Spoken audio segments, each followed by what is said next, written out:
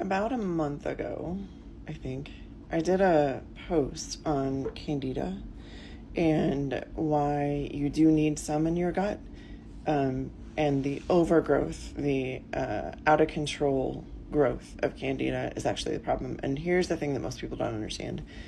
You have Candida on your skin, in your mouth, in your nasal passages, and in your gut, and it plays a role in antibiotic resistance and recolonization of the gut of specific bacteria. And the information comes from Gut Microbes 2021 September 29 study that was called The Interplay Between Gut Bacteria and the Yeast Candida albicans. And I'm going to read straight from the article. Candida albicans itself has been shown to impact the reassembly of gut bacterial communities after antibiotic treatment. The fungus also has a role in the ability of intestinal microbial consortia to resist changes in response to antibiotic disruption, which is termed ecological resistance. Furthermore, gut fungal dysbiosis has been associated with reduced efficacy in fecal transplant currently in the use to treat C. diff, basically. In a longitudinal study of a cohort of 178 preterm infants, in which assembly of the intestinal microbiota was monitored, Rao et al.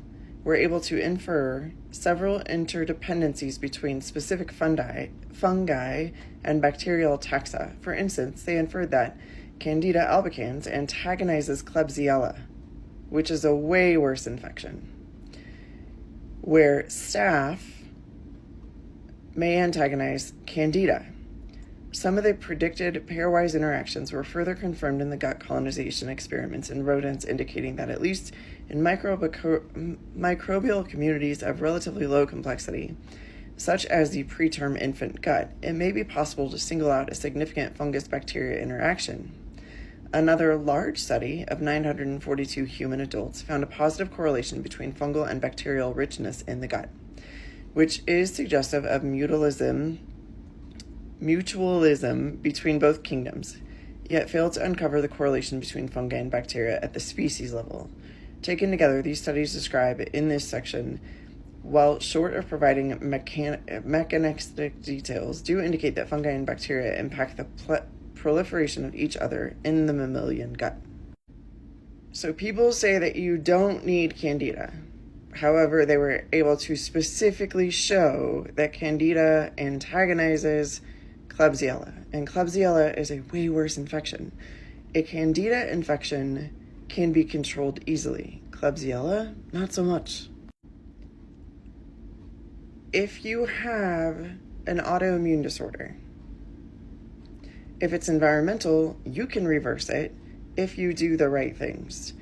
If it's genetic, you have to be more concerned about whether or not your Candida is in an appropriate balance. Environmental things that impact Candida overgrowth: sugar, caffeine, too many starchy foods in your diet, processed foods in your diet, toxins in your environment. Those toxins are not limited to just things in your air. They are limited to the way that you think, who you hang out with, the music that you listen to, and the thoughts that you incur about other people. Candida will thrive on starches and sugar and any kind of glucose, particularly if you're drinking caffeine on an empty stomach and you have had no food in your system, particularly if that's not protein.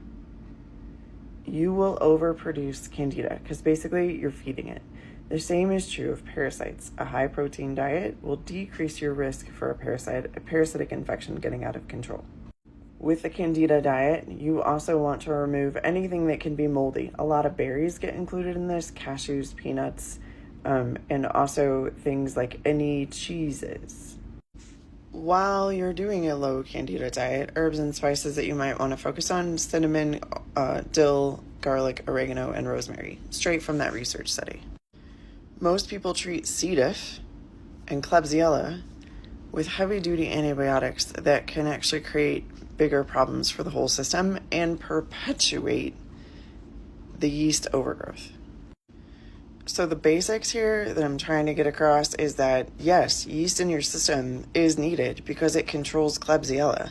Klebsiella is a much worse infection, and Candida can be controlled and brought back into control with your nutrition and some simple herbs that you probably use anyway.